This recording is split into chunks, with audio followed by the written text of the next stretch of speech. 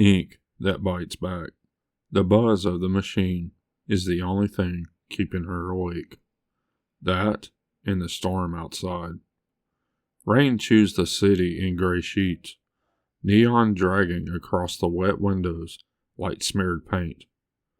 The shop is a narrow slice of light on a street that mostly forgot how to be alive after midnight. She likes it that way. Quiet, contained. Just her, the low hum of the machine, the antiseptic bite of alcohol and fresh ink. She doesn't like walk-ins this late.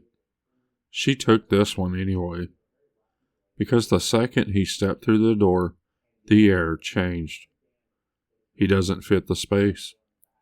Too broad in the shoulders, too much coiled energy for the cramped, cluttered shop.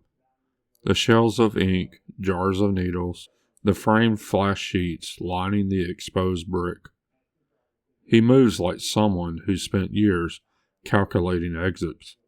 His gaze rakes the corners first, then the single front window, then the back hallway.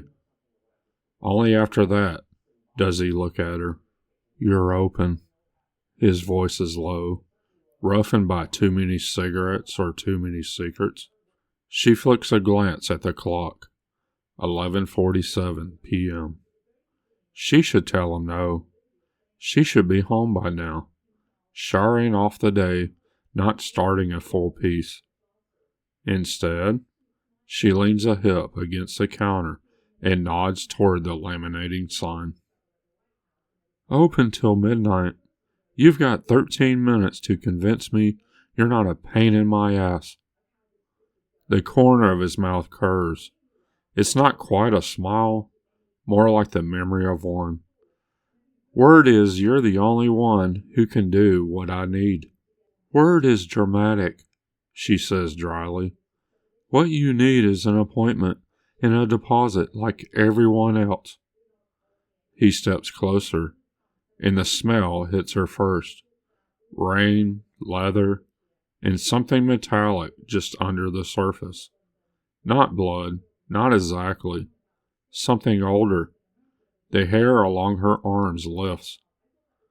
If I could wait, he says softer now, I would. Her first instinct is to tell him too bad. Her second is to look away from his eyes before she drowns in them. They're wrong. That's the problem. Normal at a quick glance, dark, intense, but when she holds the stare a fraction too long, the pupils thin and flare. Not human round, but narrow, predatory. A shadow of something else flickers behind them, like a beast pacing in a cage. She swallows, her throat suddenly dry. What kind of peace? She asks, because she hates herself a little. His hand goes to the hem of his shirt, a binding. Okay, so you're one of those? She mutters, reaching for a clipboard anyway.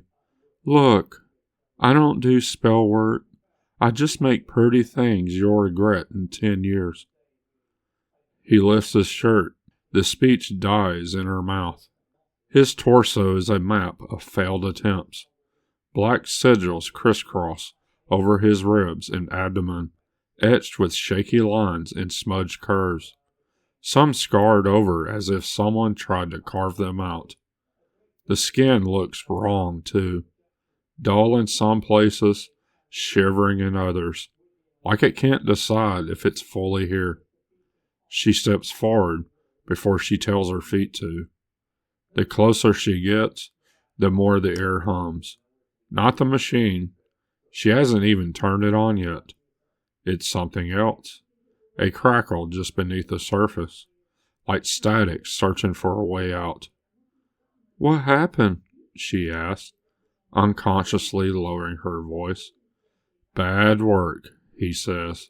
Worse intentions. I need it rewritten before it eats through what's left. Eat, she cuts herself off. You should be in a hospital. I can't go to a hospital.